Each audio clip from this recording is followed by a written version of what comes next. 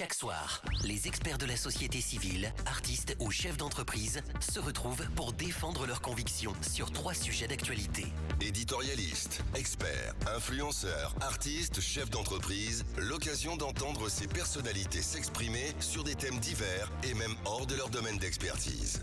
Sur Espace, c'est Les Informés. Tierno Madjouba, Félix Tamba Milimono, Théophile Fassamano, Alphonse Mara. Merci de nous préférer à la technique, la régie, Lamine Sidibé, Kadi Fofana, Fanta Guiré, ici à la radio Abdul Gadri Dramé. Voilà, bonne arrivée à la suite de cette émission Les Informés. Je rappelle que 15 ans de Radio Espace, Youssoufa est déjà arrivé à Conakry, n'est-ce pas, Chiplo? Bah ouais. Vous confirmez? Je confirme. Déjà, il a atterri, donc on s'en va là-bas comme ça. On s'en ira. On va tomber. Allez, on va revenir à notre invité, Tierno Abdoulaye Sow. Il est le président de l'association des Guinéens de Montpellier, Amadou Sow. Monsieur Sow, chaque année, il y a des centaines de jeunes Guinéens qui ont envie de tenter l'aventure. Il y a des parents aussi qui incitent leurs enfants à aller. Quelles sont les erreurs à éviter? Comment est-ce qu'on peut obtenir un visa pour la France? Dans le cadre des études, bien sûr. Dans le cadre des études, voilà, parce que c'est compliqué après. Dans le cadre des études, c'est déjà, il faut s'informer. S'informer, il faut aller directement au centre culturel franco-guinéen. Éviter d'aller dans les agences et tout. Moi, je n'ai pas trop confiance en ces gens-là. Parce que je pense que si... souvent, ils vous disent, vous venez chez moi, vous avez la garantie d'avoir des admissions. Si c'était vrai, tous les Guinéens seraient déjà en France. Donc, il faut aller. Et le problème aussi, c'est quoi? C'est que les Guinéens... Il faut qu'on arrête de laisser les autres faire les choses à notre place. Parce qu'aujourd'hui, nous avons tous le temps d'aller sur Facebook. Moi, je demanderais à tous les étudiants qui aspirent à venir en France pour des études, c'est simple, partez sur Google, vous mettez Campus France Guinée. Vous avez toutes les démarches qui sont expliquées là-bas. Vous le faites vous-même. Vous n'avez même pas besoin de payer quelqu'un pour vous inscrire. Vous-même, vous pouvez le faire et vous prenez rendez-vous pour aller faire votre entretien pédagogique. Comme ça, déjà, vous dépensez moins et vous maîtrisez l'outil. Et ça vous permet plus tard d'inscrire un de vos frères ou d'expliquer à quelqu'un d'autre. Parce que vous savez, vous allez pour les entretiens et des fois, on leur pose des questions. Comment vous avez fait pour vous inscrire? Et vous êtes là bloqué. Et si un étudiant, quelqu'un qui va en France pour faire des études d'informatique, par exemple en 3e année, n'est pas capable de s'inscrire soi-même sur Campus France Guinée, c'est que votre étude de sérieux n'est pas sérieux, quoi. Voilà. Donc c'est de faire attention à cela et de ne pas céder à ces gens-là qui se disent ouais, je peux aider, je peux vous donner un visa. Non, il n'y a que l'ambassade qui peut vous garantir cela et même eux, ils ne vous le diront jamais, quoi. Tierno Abdoulaye Sow, on va revenir sur la thématique de cette émission avec vous. C'est vrai qu'on a parlé du futur CNT, les représentations de part et d'autre en Guinée, en France. Au niveau de la France, notamment la diaspora, comment en est-on arrivé là au choix de ceux qui vont représenter la diaspora du côté de la France? Alors, je voudrais dire que franchement, pour une fois en tout cas, nous avons réussi à nous mettre d'accord et à choisir 2 personnes. Pour une fois? Une fois. Parce que ce n'était pas toujours le cas. Ces dernières années, comme vous le savez, que ce soit ici, que ce soit partout où les Guinéens se trouvent, nous avons vécu comme vous les conséquences de nos prises de position en politique ici, des uns et des autres. Parce que vous savez, souvent, les gens ont du mal à faire la part des choses. Souvent, dès que vous avez une position, vous êtes étiqueté, ou alors certains se sont engagés en politique et donc ça fait éclater pas mal d'associations. Et même certains encore, jusque-là, ils ont du mal à se parler. Mais ce qui est du choix des représentants au niveau de la France, au sein du CNT, on a 2, Tierno Diallo et Barry, qui ont été élus. Nous sommes partis sur la base de toutes les associations qui sont membres du Conseil national des jeunes Guinéens de France et de la Fédération des associations guinéennes de France. Nous avons organisé des élections. Chaque association avait droit à 2 voix. Donc nous avons fait une réunion, nous avons fait l'Assemblée générale élective et chaque candidat a eu 5 minutes pour convaincre. On était là sur Zoom et chacun se présentait son projet et au final on a élu 2 et qui ont représenté la France. Voilà. Donc à ce niveau, voilà, moi tout ce que je veux c'est qu'on n'essaie même pas de trouver les problèmes là-bas parce que franchement ça s'est fait de la manière la plus transparente possible. Pas eu de contestation? Pas du tout, pas du tout. Parce que vous savez, en fait vous votiez et vous avez un code, vous le rentrez une fois et vous ne pouvez plus le réutiliser. Et dès qu'on a fini, les résultats étaient tout de suite là disponibles. Automatique. Donc dès que quelqu'un vote pour vous, vous suivez. Vous savez que ouais, tel a voté pour moi. Donc à la fin, on savait déjà qui avait gagné. Voilà. Ce n'était pas la sénégalaise. Allez-y. Déjà, par rapport au choix de ces deux personnes, qu'est-ce qui a prévalu? Vous qui avez écouté les projets de ces deux personnes-là, qu'est-ce qui a pesé dans la balance jusqu'à ce que vous ayez choisi ces deux personnes? Quelles sont vos attentes au fait par rapport à ces deux personnes liées au CNT? Alors, je ne sais pas pour les autres, mais personnellement, je n'étais pas candidat. Et ce que j'ai écouté d'abord, c'est d'abord l'engagement des uns et des autres. Parce que vous savez, c'est facile, vu que maintenant on parle du CNT, c'est un poste où peut-être il y aura de l'argent, tout le monde voulait faire partir. Moi, le premier critère personnel, c'était d'abord, est-ce que la personne est membre d'une association? Est-ce qu'elle œuvre pour les Guinéens qui sont en France? Ça, c'est le premier critère. Le second, c'est bien sûr la capacité intellectuelle de la personne. Parce que vous savez, souvent, malheureusement chez nous, on regarde souvent le nom de famille, on regarde les affinités, je connais monsieur X ou Y et on vote. Donc, le deuxième choix, c'était par rapport d'abord au côté intellectuel, d'accord? Est-ce que la personne est capable de défendre l'intérêt des Guinéens vivant en France? Et en troisième position, c'est le projet. Vous savez, parce que vous savez, vous pouvez avoir les meilleurs diplômes du monde et ne pas savoir vous servir de votre bagage intellectuel. Donc voilà, par rapport au projet, ceux qui ont été les plus convaincants, moi j'ai voté pour ces personnes-là.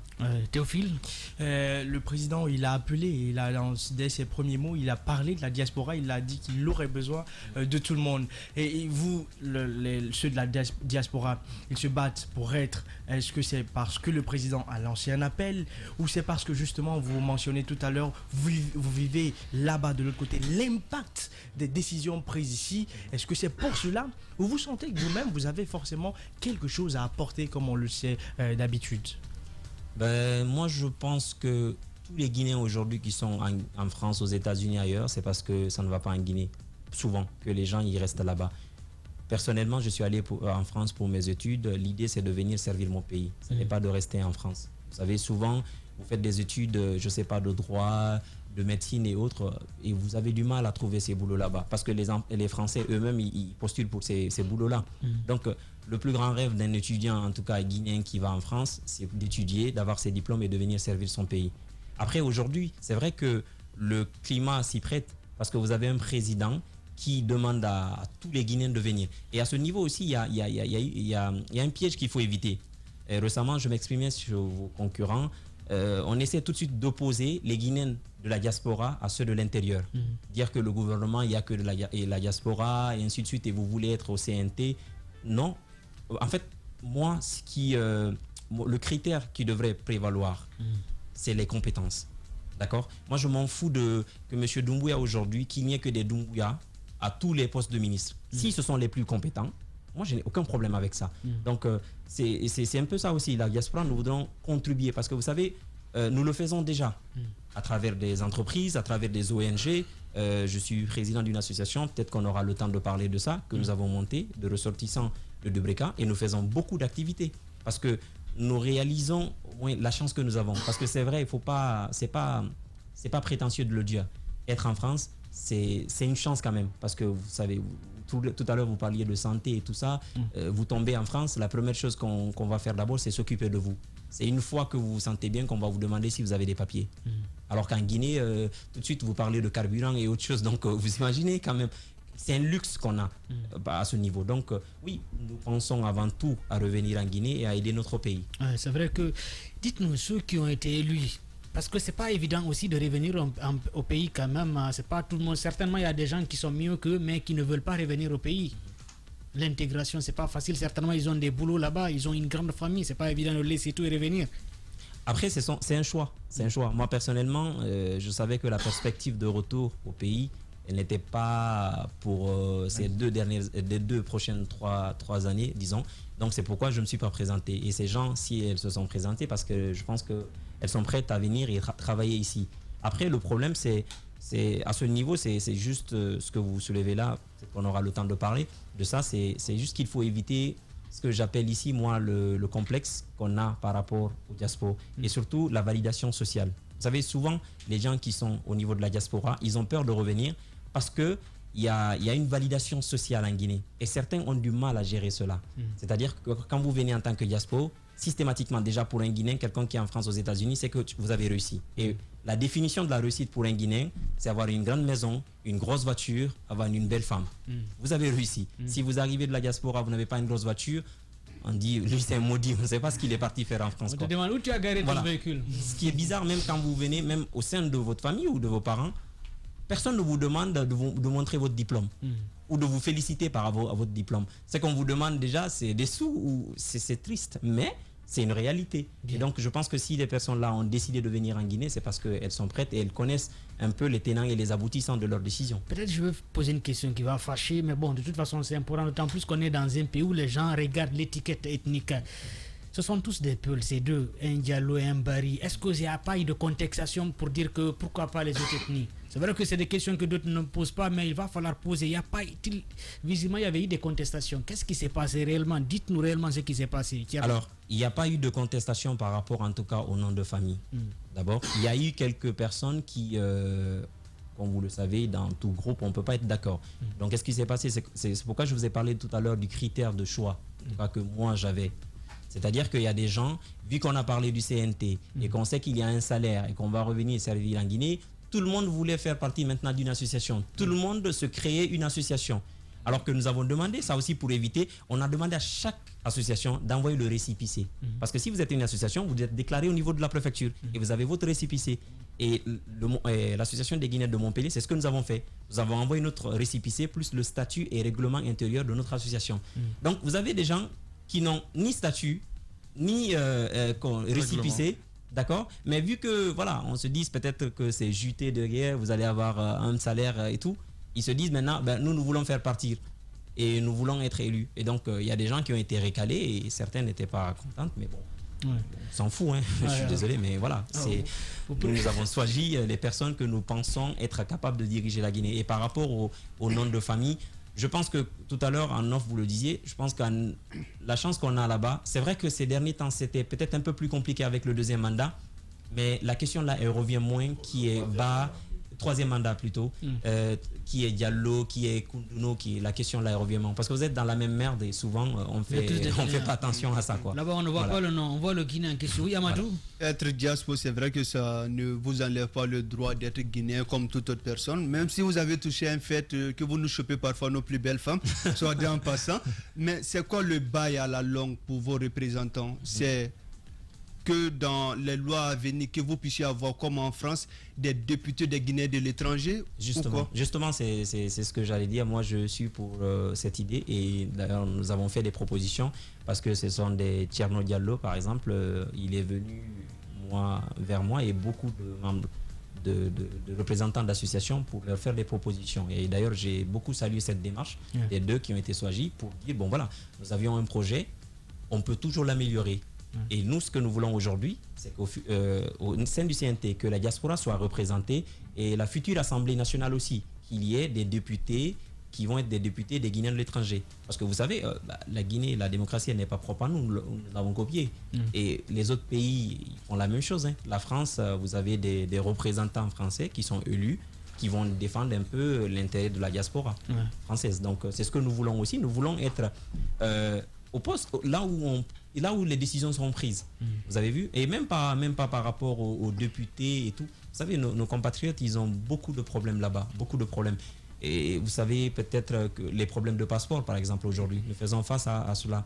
Voilà, vous êtes obligé de venir en Guinée faire votre passeport. Et certains ne peuvent pas le faire. Aujourd'hui, moi, je connais des compatriotes, que ce soit à Montpellier, à Paris, à Bordeaux et tout ça, qui ont un titre de séjour de 6 mois, en attendant de ramener un passeport, mais ils ne peuvent pas envoyer un passeport. Certains parce qu'ils avaient déjà un passeport, parce que j'aimerais bien parler de ça aussi, par exemple au niveau des mineurs isolés. Vous savez, voilà, notre administration, comment elle fonctionne. Donc, il y a des gens pour partir en France, ils sont obligés de prendre des passeports ici et vous êtes obligés d'être majeur sur les passeports. D'accord? Donc, vous partez avec un passeport où vous êtes majeur. Vous arrivez en France, vous êtes mineur et vous demandez à être protégé en tant que mineur. Et donc, vous êtes admis dans les foyers d'enfance. Sauf qu'en majorité, ces gens, ils font des formations, ils ont des diplômes et tout. Vous avez le préfet qui leur accorde un titre de séjour de 6 mois en attendant de ramener un passeport et le passeport ne vient jamais. Certains ont même pris le risque de venir en Guinée pour faire le passeport, ils n'ont pas réussi. Certains sont bloqués ici et ne pourront plus retourner en France. Donc vous savez, ce sont des problèmes que nous avons au quotidien. Là, avec Covid-19, il a fallu que les associations, qu'on fasse du porte-à-porte, qu'on demande à nos compatriotes de contribuer, de venir en aide aux personnes qui sont en difficulté. Je vais vous citer par exemple un exemple, les demandeurs d'asile. Quand vous faites une demande d'asile et qu'elle est acceptée en France, vous avez un soutien financier de l'État français. Vous êtes logé par l'État français. Et quand vous ne l'avez pas, vous êtes abandonné à vous-même. Mais nous, qu'est-ce que nous faisons en tant qu'association? C'est d'accompagner ces gens-là. Donc quand nous avons fait les collectes, nous avons dit que les étudiants, à partir de la première année, vous pouvez travailler déjà. Les mineurs, ils sont accompagnés. Les demandeurs d'asile, ce sont souvent ceux qui sont plus en difficulté. Donc nous avons orienté principalement nos aides vers ces personnes-là. Sauf que souvent en Guinée, en France aussi, il y a des mineurs, mais qui ne sont pas mineurs. C'est un problème parce qu'ils ont envie qu'on écrase les passeports. Mais là, on ne va pas en vouloir quand même à l'État français ou à l'État guinéen. Ce sont ces gens-là qui changent Quand on regarde la Coupe d'Afrique des Nations, voilà, moi en fait, si vous voulez, je ne vais pas tomber dans le nationalisme à ce niveau de dire voilà, c'est des Guinéens. Mais moi, en fait, quand il y a dans les rapports entre États, ce sont les intérêts qu'on regarde. Qu'est-ce que ces gens-là rapportent à la Guinée? C'est ça le plus important. Vous savez, un Français qui a un problème en Guinée, qui a le même problème en Guinée, il ne sera pas traité par son État comme l'État guinéen le ferait.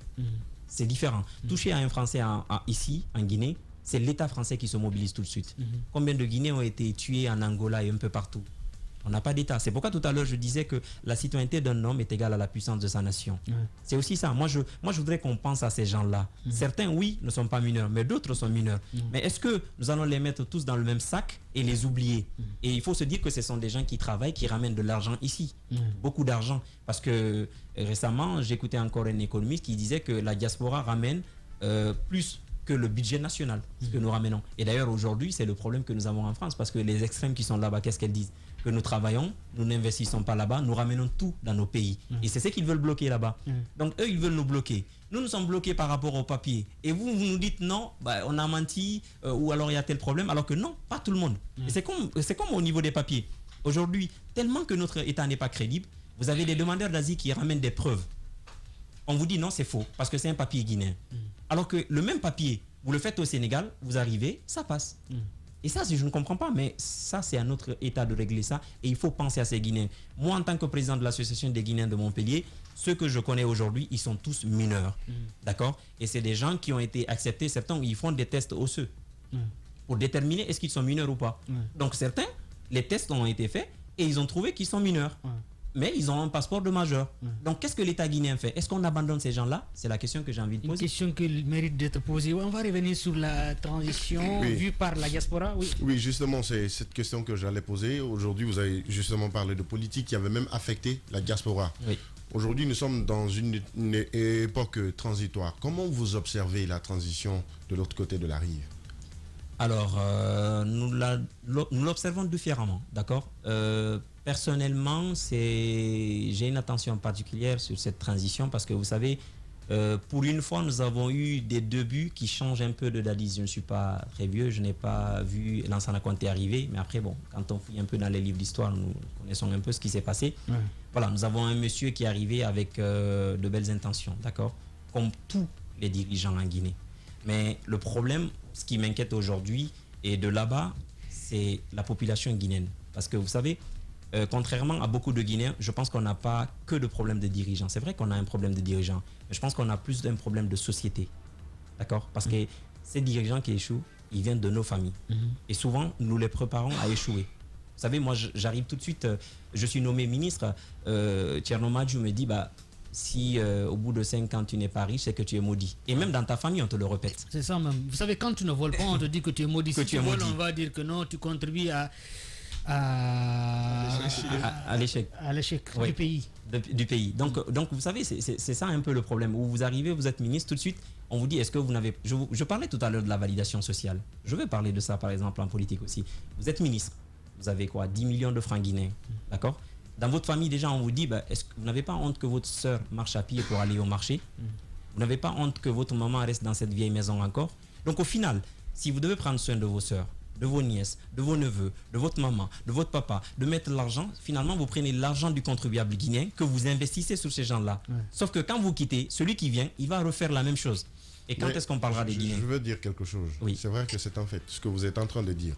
Mais cela n'est pas... on ne peut pas se servir de ça comme un moteur pour pouvoir dilapider les biens publics. Je suis d'accord avec vous. Mais je suis totalement... Ça, c'est une question de dignité, de conscience. Tout à l'heure, vous parliez de... Je reviens sur ça encore, de médecins et du traitement qu'ils réservent aux patients.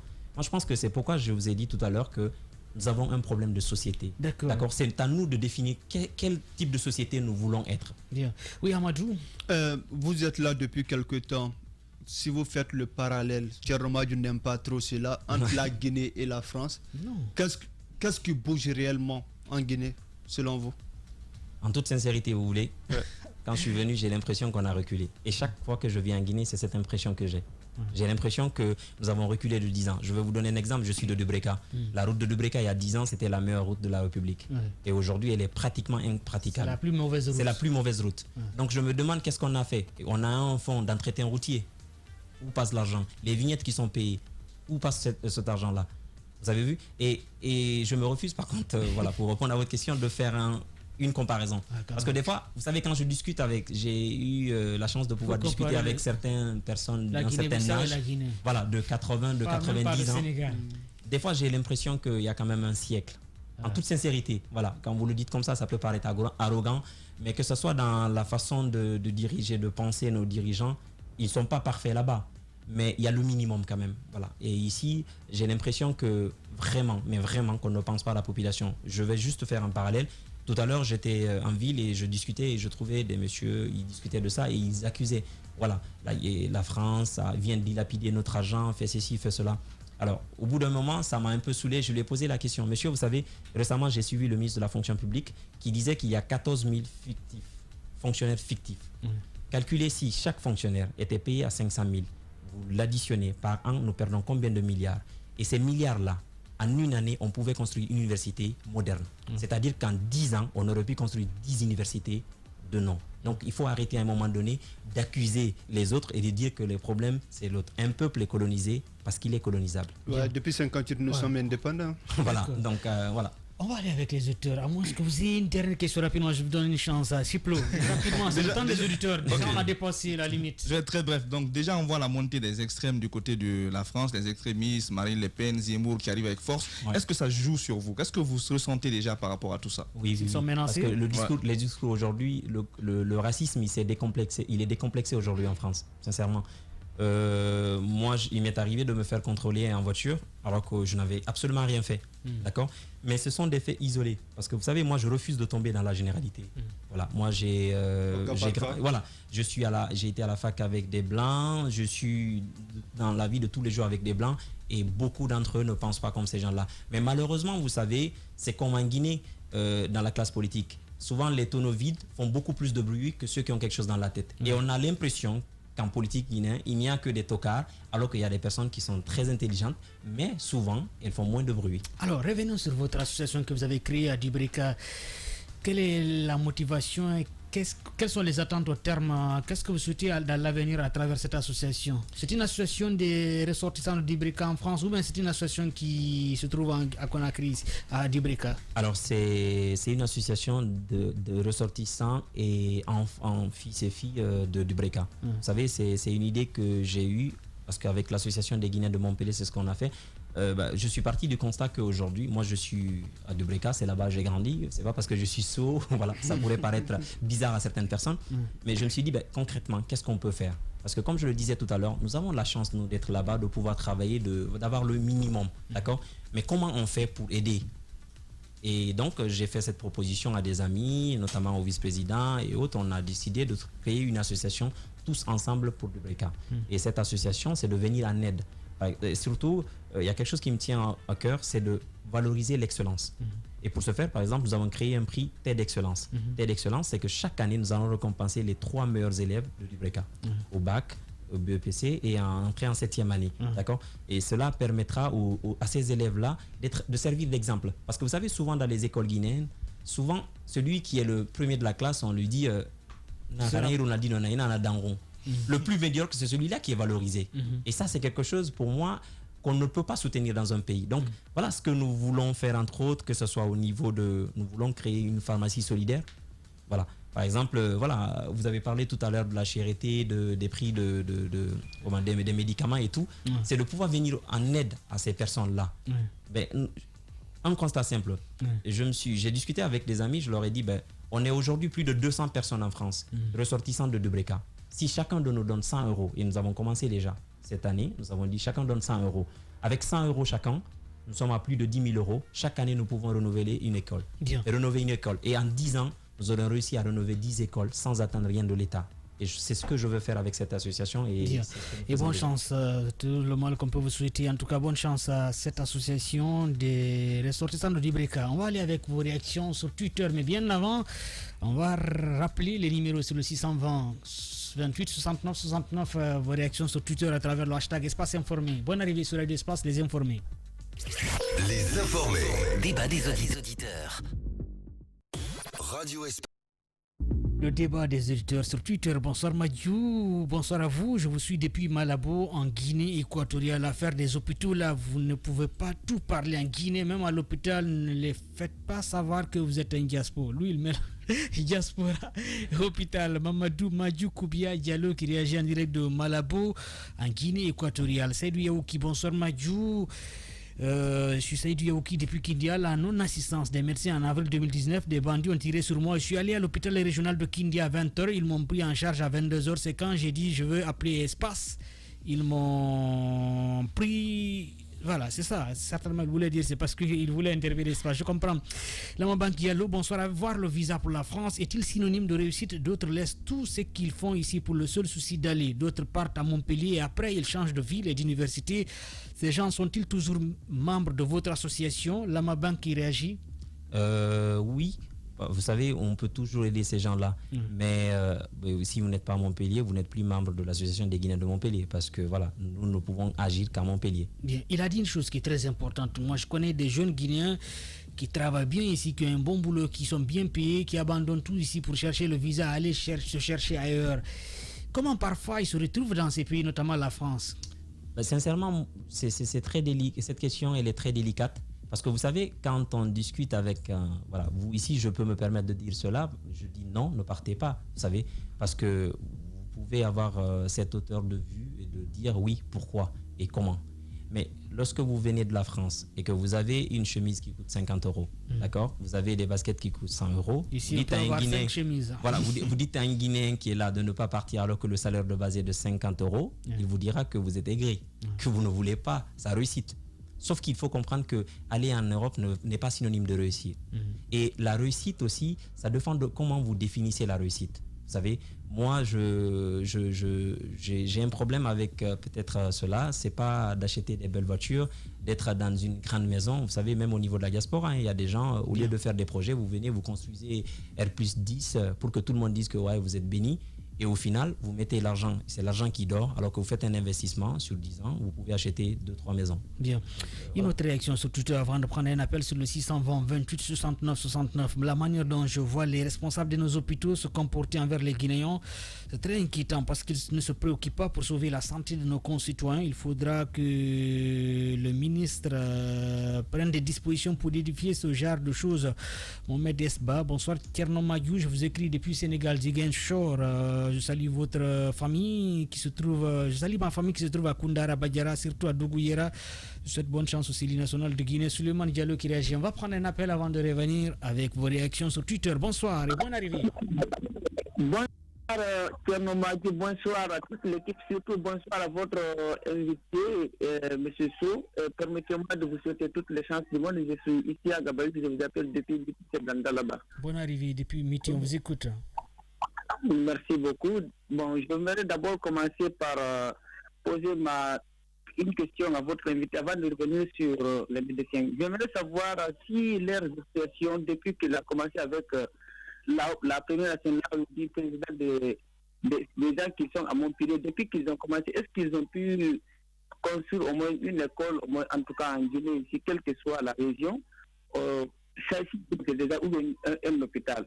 De l'autre côté, je voudrais parler de la situation des médecins. Il faut savoir qu'on a écrit là-bas, on peut comprendre, mais à l'intérieur du pays ici, avant d'attaquer les médecins, il faut d'abord voir leurs conditions de vie. Il faut accepter ça. C'est vrai, je suis un citoyen, on peut être auprès de la population, mais Par exemple, ici à Miti, vous allez voir au centre de santé ici, il n'y a pas de forage, il n'y a pas de pompe, il n'y a pas de coup. Même le docteur, quand il veut avoir de l'eau pour se laver, ils sont obligés de partir dans le cours de la ville pour s'approvisionner de l'eau. Maintenant, même pour avoir l'eau pour laver le véranda, c'est des problèmes.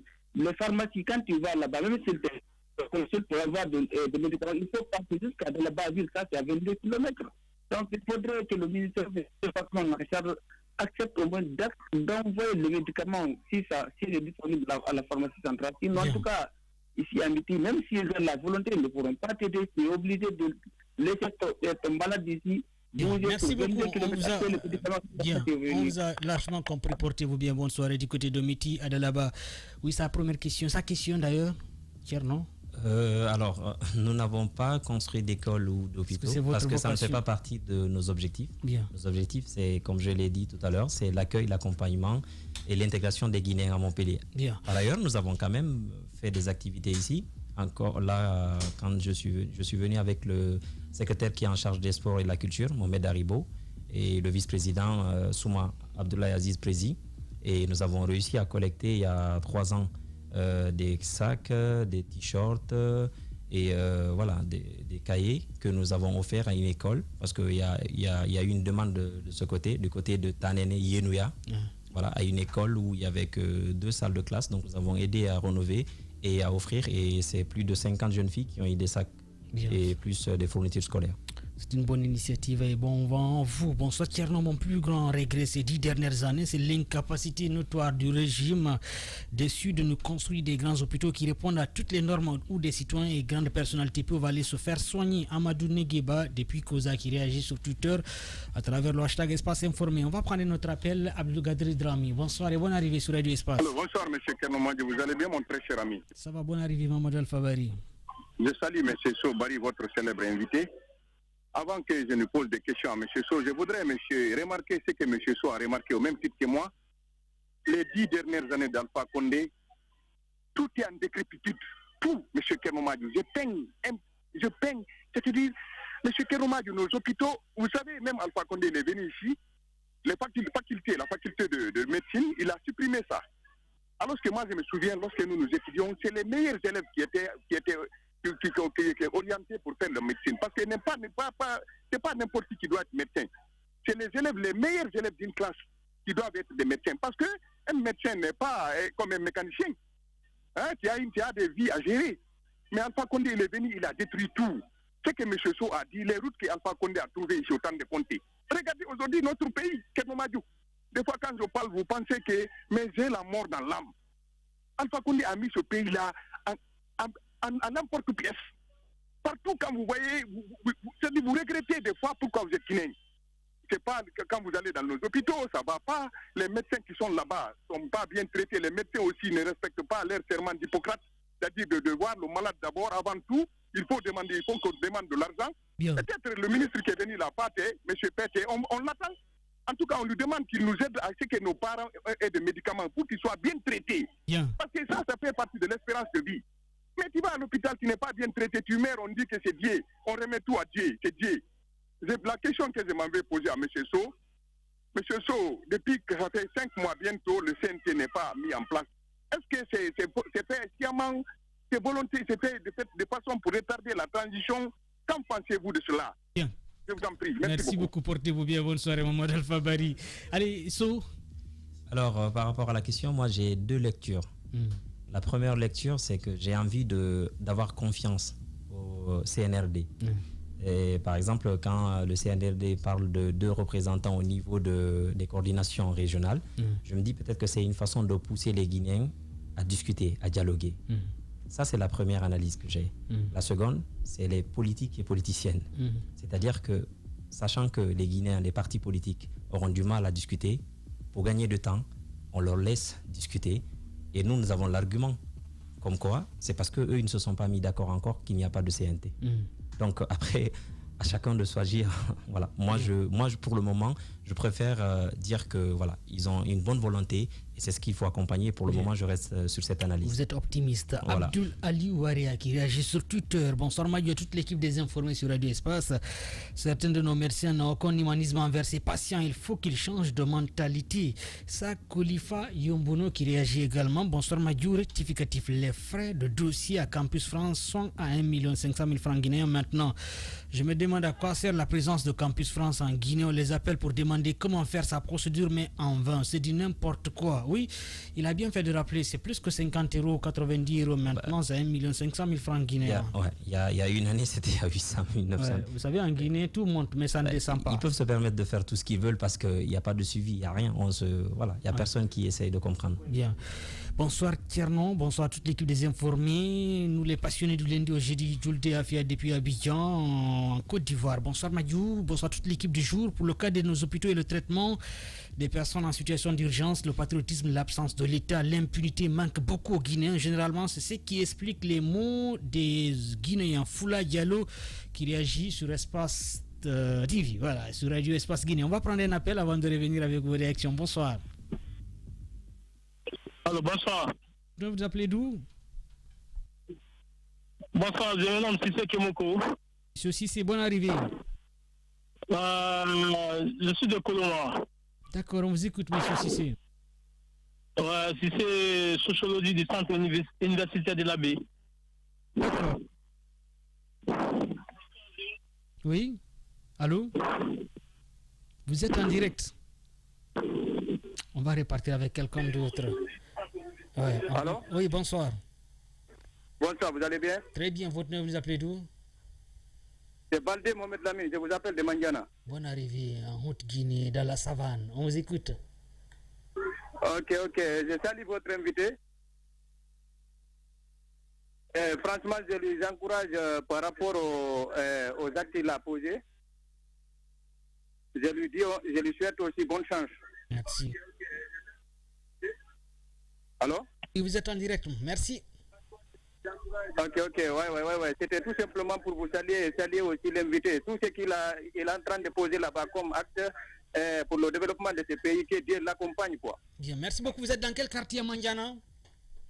Je suis au centre de la ville, oui, Mandiana 1. Et comment s'appelle le quartier? Le quartier c'est Mandiana 1, oui, c'est Mandiana 1, effectivement. D'accord, merci beaucoup et bonsoir aux téléspectateurs d'Espace TV qui nous regardent du côté de Mandiana 1. Ouais. Comment on dit 1 en malinké, Tierno? Je ne sais pas. Quel Mandiana Kélé. Merci beaucoup, monsieur Baldé. Bonsoir Madiou, bonsoir toute l'équipe. Je salue votre invité, monsieur So, sur la brillante intervention. Merci à lui, Diakariaou Simo depuis Paris qui réagit sur Twitter. Tidjane Botegue depuis Douala au Cameroun. Bonsoir Tierno à toute l'équipe des informés. Franchement, en écoutant l'invité du jour, Tierno Abdoulaye So, je vois que la diaspora guinéenne a des problèmes un peu partout. Oui, visiblement, parce que hier on vous a appris ici concernant le cas du Cameroun, mais visiblement il y a une division qui ne dit pas son nom du côté du Cameroun. On espère que vous allez trouver une issue favorable quand même, c'est pas l'intérêt des Guinéens. On va prendre notre appel avant de clôturer cette émission. Bonsoir et bonne arrivée. Oui, bonsoir M. Tierno. Votre nom, vous appelez d'où? Bonsoir l'enfant de Bourg. On vous écoute. Moi je salue votre invité, je les encourage. Moi je vais le demander ma première question, et depuis 2010, qu'est-ce qui a changé dans ce pays? Et ma deuxième question, quelle solution pour sortir ce pays dans ces problèmes? Bien, merci beaucoup, portez-vous bien et bonne soirée du côté d'Amdallah. Oui, qu'est-ce qui a changé selon vous depuis 2010? Qu'est-ce qui a changé? Les Guinéens sont un peu plus divisés qu'il y a quelques années et peut-être qu'il y a un peu plus de courant. Ça quand même, je l'ai remarqué. Il y a une amélioration quand même. Il y a une amélioration à ce niveau, il faut le signaler. Après, par rapport aux solutions, moi je pense qu'il faut qu'on revienne sur les bases. Vous savez, en 1958, la Guinée avait le même niveau de développement que la Chine. Voilà. Et après, nous sommes restés derrière et les autres, ils ont continué. Parce que tout simplement, les idées, que ce soit par rapport à la culture guinéenne, d'accord, qui est riche et qui malheureusement, à un certain niveau, doit s'adapter maintenant à la mondialisation parce qu'on ne peut plus vivre à vase clos. Et aussi, peut-être cet argument un peu lié à la religion et de la validation sociale. Je pense que ce sont des choses qu'il faut revoir parce qu'aujourd'hui, il faut rééduquer la population guinéenne. Il faut que l'éducation commence dans nos familles. Je vais vous donner un exemple. Rapidement. Vous savez, très souvent, on accuse les politiques comme quoi, voilà, l'ethnocentrisme. C'est vrai que les politiques jouent beaucoup sur la fibre ethnique. Mais est-ce que vous savez, Tchernomadiou, que c'est dans nos familles que ça commence? On dit dans une famille Peul, Soso Benkofi Antebe. On dit dans une famille Soussou, Foulé Kota, Yamfantenara. On éduque l'enfant, il est prédisposé à se méfier du Peul. À se méfier du Soussou, parce que le Soussou c'est un fainéant, c'est ce qu'on lui dit. On dit au Peul, lui il va te trahir. D'accord? Donc si vous avez des enfants que vous élevez comme ça. Pourtant il n'y a pas un fait sans exception, on peut pas. Voilà, on peut pas faire des généralités. Quelqu'un mettre un accent sur tout le monde. Voilà, faire des généralités. Donc et après on est étonné que les politiques viennent récupérer ça facilement. Donc il faut qu'on revienne sur nos bases. La Guinée c'est un beau pays, nous avons de belles valeurs. Il faut que nous pensions à la Guinée et que surtout que nous fassions la promotion de l'excellence. C'est très important. La promotion de l'excellence et non la promotion de la médiocrité dans ce pays. Merci beaucoup Thierno Abdoulaye Sou d'être intervenu ce soir. Et très bon retour à Paris, à Montpellier. Merci beaucoup, merci à vous et c'était vraiment un réel plaisir. Et je profite de l'occasion pour dire bonsoir parce que vous êtes très suivis du côté de Montpellier. Merci. Et dire bonsoir à tous mes compatriotes de Montpellier. Bien, c'est un plaisir. Merci beaucoup. Le moteur s'est allumé finalement. Le moteur s'est allumé finalement. Vous avez bien fait de nous rappeler. À la technique régie, Lamine Sidibi, Kadi Fofana, Fantaïgiré. Oui, Fantaïgiré, le Mali qui a gagné, elle doit être contente parce que les Maliens, même si visiblement il y a eu un problème avec cette rencontre entre le Mali et la Tunisie, finalement c'est devenu scandaleux. Bon, on aura le temps de départ avec Paul Fatia, c'est lui le spécialiste. Nous, on va juste regarder les matchs. Ici à la radio Abdelkader Drami, on se donne rendez-vous demain dans cette émission Les Informés sur Radio Espace. Oui, Théophile, pourquoi vous regardez comme ça? Porte-toi bien, à demain, on se retrouve. Merci beaucoup, au revoir, portez-vous bien, bonne soirée. Je rappelle que Youssoufa est arrivé à Conakry pour les 15 ans de Radio Espace. Oui, l'événement, c'est ce vendredi du côté de Nongo, au stade de Petit Sori. J'espère que vous allez partir quand même, Théophile. Il se peut que je sois sur scène. Forcé. Il va falloir partir. Non, je te dis danser. qu'il se peut que je sois sur scène. Amadou, sur scène, c'est important. Ouais, je n'avais pas bien entendu. Amadou, on sera de la partie, c'est ça, non? On s'en va là-bas. Ça dépend de mes humeurs. D'accord. Chiplo, lui, c'est un acteur culturel. C'est clair. J'y serai, c'est un dog. Oui, Alphonse, lui, on n'en parle pas. Il ira, il semble qu'il ira avec Konaté. Mademoiselle Konaté. D'accord. Félix, tu es un dog là, tu iras. Tu vois? Tu vas quand même me qualifier. Bon, d'accord, j'irai. Tu iras, c'est ça? Bah oui, c'est bien. Mais lui, déjà, il m'a programmé la personne avec qui il partira. Et le 16, c'est à Boki, au stade. Comment s'appelle le stade de Boki? Le 1er mai, je voulais dire. Le stade 1er mai de Boki. En tout cas, c'est ce qui vous offre à l'occasion de ces 15 ans. Oui, Thierno, rapidement. Je voulais juste rappeler une punchline de Youssoufa. Si on ne peut pas faire de grandes choses, faisons des petites choses avec grandeur. Avec grandeur. Il est déjà arrivé à Conakry. Voilà.